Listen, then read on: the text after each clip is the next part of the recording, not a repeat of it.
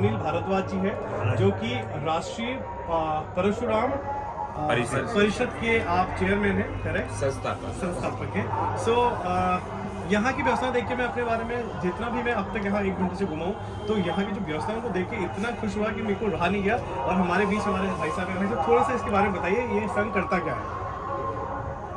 मैं सबसे पहले प्रयागराज तीर्थराज नगरी में जो ये 144 साल बाद दिव्य कुंभ हो रहा है, इस कुंभ के परिसर में भगवान श्री परशुराम जी के धाम में आप विराजमान है इस समय। और ये राष्ट्रीय परशुराम परिषद का महाशिविर है, और इसी में 3 काज भगवान परशुराम जी के हो रहे हैं।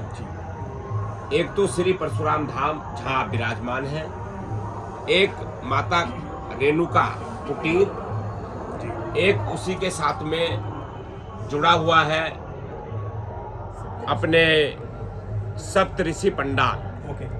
फिर दूसरी ओर आप देखते हैं तो आपको सामने दिखाई देता है एक महायज्ञशाला। फिर आपको अगला चीज दिखाई देती है श्री परशुराम पंडाल, वो श्री परशुराम कथा पंडाल है। और फिर इधर दिखाई देता है आपको जो सप्तऋषि कुटीर का जो दिखाई देता है ये।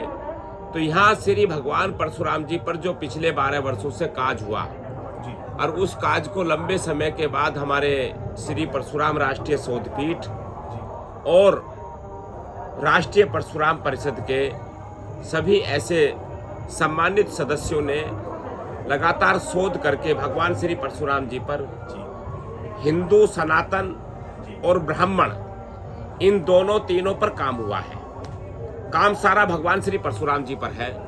जैसे मैं अनेक संगठनों के कार्यक्रम के माध्यमों से मुझे रूबरू होने का अवसर मिलता था, और मैं ये बात पूछता था कि भगवान परशुराम जी की जन्मभूमि कहाँ है, तो उसमें एक दूसरे की बगले हम झांकने का काम करते थे। हम बड़े ब्राह्मण, छोटे ब्राह्मण, हम परशुराम वंशज के ब्राह्मण, हम सनातन हिंदू, और हम आदि आदि जो विद्वान लोग हैं वो भी कई बार उस पर थोड़ा सा एक अपने आप को असहज महसूस करते थे। उस परिस्थिति को लेकर के जब भगवान श्री परशुराम जी हमारे सपन में आए और हमसे उन्होंने 12 वर्ष पहले पूछा कि मेरी जन्मभूमि पर दर्शन करने गए थे क्या, तो हम आश्चर्य में पड़ गए और हम पूछने लगे उसी समय से कि भगवान श्री परशुराम जी की जन्मभूमि कहाँ है। तो ये मैंने किस्सा इसलिए आपको बताया कि ये मेरे जीवन की एक बड़ी घटना घटी, और उसी में राष्ट्रीय परशुराम परिषद की स्थापना हुई, और उसी में श्री परशुराम राष्ट्रीय शोधपीठ की स्थापना हुई। तो भगवान श्री परशुराम जी के जीवन पर जब शोध प्रारंभ हुआ तो उनकी जन्मभूमि 2 दर्जन स्थानों पर आई। 2 दर्जन स्थानों को फिर ये संकट हुआ कि एक कौन सी है इनमें से जहाँ अवतरित जहाँ हुए वो। तो जैसे उत्तर प्रदेश में 5 स्थानों की बात हुई, मध्य प्रदेश में बात हुई, राजस्थान में बात हुई, हरियाणा में बात हुई, गोवा में बात हुई, कर्नाटक में बात हुई, केरल में बात हुई, हिमाचल में बात हुई, अरुणाचल में बात हुई। तो ऐसी आदि आदि राज्यों में भगवान परशुराम जी के उन स्थानों पे मुझे जाने का और मैं समझने की कोशिश करी विद्वानों के साथ जाकर के कि जन्मभूमि कौन सी है ये।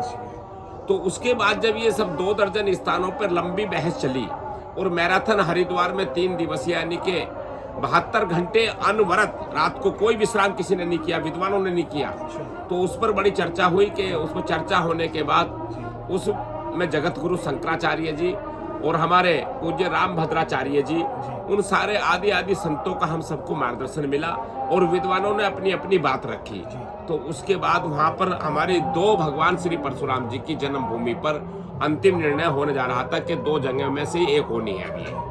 तो उसके बाद में फिर ये अवसर मिला काशी विश्वनाथ की धरती पर जगत गुरु शंकराचार्य जी की अध्यक्षता में, और देश के बड़े विद्वान कामेश्वर उपाध्याय जी, उन्होंने उसका पूरी अध्यक्षता करी और उन्होंने संचालन किया उसका।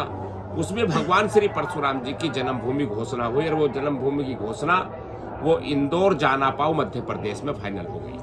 उसको भारत सरकार के माननीय गृह मंत्री श्री अमित शाह जी ने उसको पूरा जान करके वहाँ पूजन किया, और वहाँ उनका 108 कुंडीय महायज्ञ वहाँ पर संपन्न हुआ, और वहाँ मुख्यमंत्री श्री शिवराज सिंह चौहान जी की अध्यक्षता में वो काज संपन्न हुआ।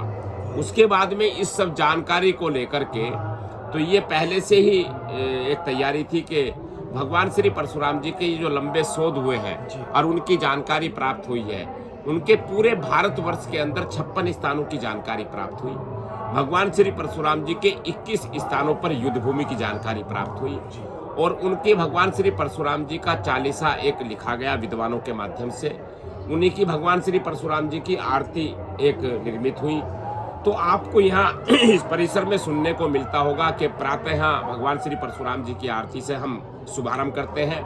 और यहाँ का जो भगवान श्री परशुराम जी के पंडाल की हमने बात करी आपसे, यहाँ इसमें 13 जनवरी से भगवान श्री परशुराम जी की कथा प्रारंभ हुई। बड़े बड़े लोग, हम सब लोगों ने देखा कि कोई हमें कथावाचक नहीं मिलता था कि भगवान श्री परशुराम जी की कथा कोई कर रहा है। तो क्या हम पंडालों को ऐसे चलते कर सकते हैं, क्योंकि माइक चलते बात कर सकते हैं? मैं आपके साथ एक चीज मैं पूछना चाहूंगी आपसे कि ये संस्था दिल्ली में कहाँ से चल रही है? ये दिल्ली में इसके प्रदेश अध्यक्ष है और वो धर्मेंद्र जी हैं अभी, और हमारे परशुराम, इसके राष्ट्रीय परशुराम परिषद के 2 विंग है। एक परशुराम शक्ति वाहिनी है जो पूरे भारतवर्ष की महिलाओं पर बात करती है, और जो लव इन जिहाद वालों का जो एजेंडा है, जो हमारे हिंदू परिवारों की, ब्राह्मणों परिवारों की जिन लड़कियों को लेकर के जो आज उन लव जिहादियों ने एजेंडा बना रखा है, उनके खिलाफ मुंह तोड़ जवाब देने का काम ये परशुराम शक्ति वाहिनी करती है। इसके साथ में एक युवा विंग है जो वो IT क्षेत्र में काम करता है, वो परशुराम स्वाभिमान सेना के रूप में काम करता है। तो परशुराम स्वाभिमान सेना जो युवा विंग है, उसके साथ में वो उसको काम करने का एक अवसर दिया गया है। जो आज देश भर के जो कुछ लोग षड्यंत्र के तहत, यानी कि जो ऐसे कम्युनिस्ट लोग हैं जो ब्राह्मणों को और OBC को बढ़ाना चाहते हैं, जो लोग ब्राह्मण और क्षत्रियों को बढ़ाना चाहते हैं, जो लोग ब्राह्मण और दलितों को और ब्राह्मणों को जो गाली देने का काम करते हैं, उसको हम IT के माध्यम से, नहीं तो फिर भगवान परशुराम जी को, महादेव जी ने जो उनको वरदान दिया था भगवान परशुराम जी को, वो वरदान है फरसू।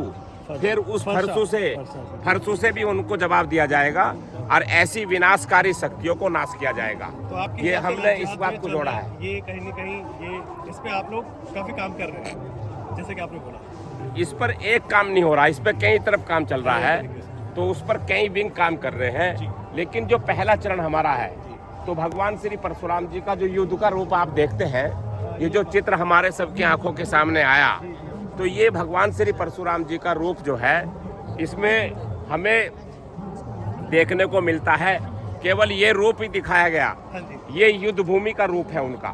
जब 21 राक्षस राजाओं का वध किया भगवान परशुराम जी ने तत्कालिक समय में, और वहाँ जो ऐसे लोग थे जो अताताई थे, राक्षस राजा थे, जिन्हों का आतंक था पृथ्वी पर, उनका सत्यानाश करने का काम भगवान श्री परशुराम जी ने किया, और वो रूप उनका वो है। लेकिन जहाँ आप ये 51 फुट के भगवान श्री परशुराम जी को देख रहे हैं, जहाँ इसमें ये रूप उनका वो अवतारी रूप है, जहाँ वो अवतारी यानी कि भगवान विष्णु के रूप में दिखाई देते हैं, तो भगवान विष्णु का रूप वो है, ये भगवान परशुराम जी है।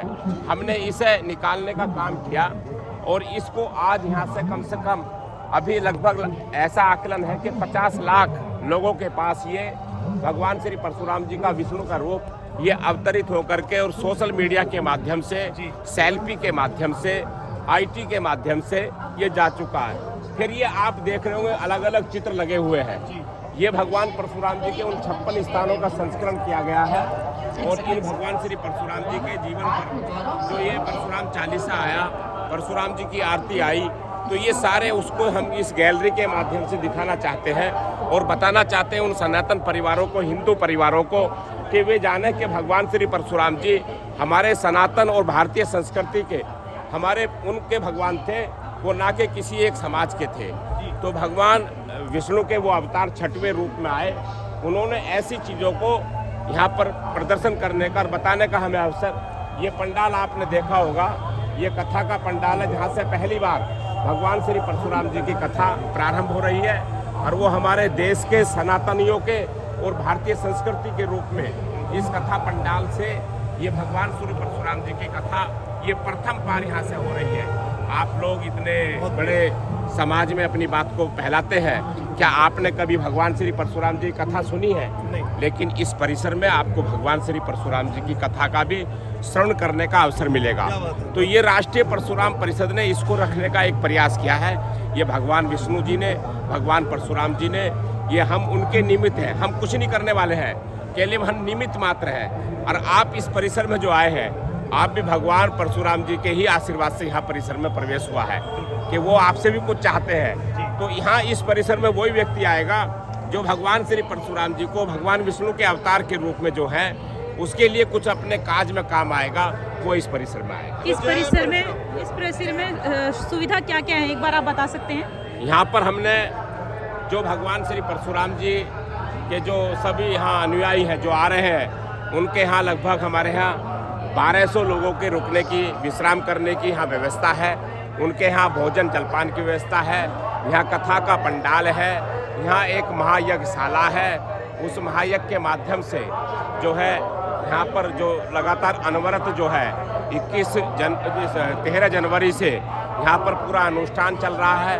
और यहाँ इसी परिसर में यहाँ जो रुकने का अपने जो सप्तऋषि पंडाल है, इसी रखने में श्री परशुराम धाम है, इसी में यहाँ पर माँ रेणुका कुटीर है, ये सब रुकने के स्थान है। तो यहाँ पर पूरी सुविधाओं से यानी कि भगवान श्री परशुराम जी का प्रातः 5:30 बजे से लेकर के अनवरत यहाँ पर कार्य जो है सनातन को काम चल रहा है। यहाँ मूर्ति वितरण का कार्य हो रहा है कि हर घर में हमारी जो 1,08,000 भगवान श्री परशुराम जी की मूर्ति वितरण हो रही है, वो आपके घरों में भी यहाँ से आपको प्राप्त होगी और वो मूर्ति आपके घर के मंदिर में वो यहाँ से विराजमान होगी। तो ये ऐसा एक संकल्प यहाँ जो देख रहे होंगे आप, तो ये पूरा एक प्रयास किया गया है भगवान श्री परशुराम जी पर काम करने का।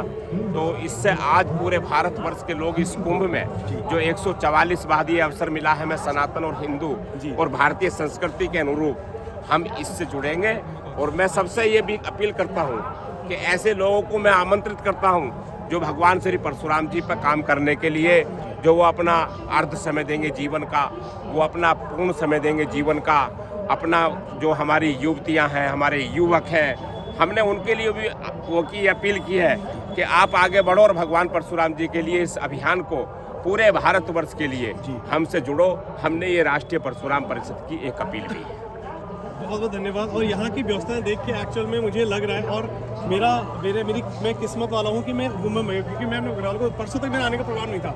यहाँ आने के बाद जो आपकी व्यवस्थाएं देखी और जो मुझे, क्योंकि मैं भी ब्राह्मण हूँ, मेरा कश्यप गोत्र है, सो परशुराम जी के लिए जो भी आपने अभी देखा था, मैं बहुत देर से पढ़ रहा हूँ चीज़ों को, आप बहुत सराहनीय काम कर रहे हैं। जो भी आप ये काम कर रहे हैं इसके लिए लोग जुड़ेंगे आपके साथ, और मेरी पूरी उम्मीद है, मैं सबको आह्वान करूंगा जो भी इस वीडियो को देख रहे हैं, वहाँ यहाँ पे हमारा कौन सा इसका एड्रेस क्या है? सेक्टर 9 में हमारा है ना? हम जी बजरंग माधव मार्ग सेक्टर 9 है, बजरंग माधव मार्ग है। जी जी जी। और ये जो परिसर है जो गंगा संगम के 200 मीटर की दूरी पर है। 200 मीटर की।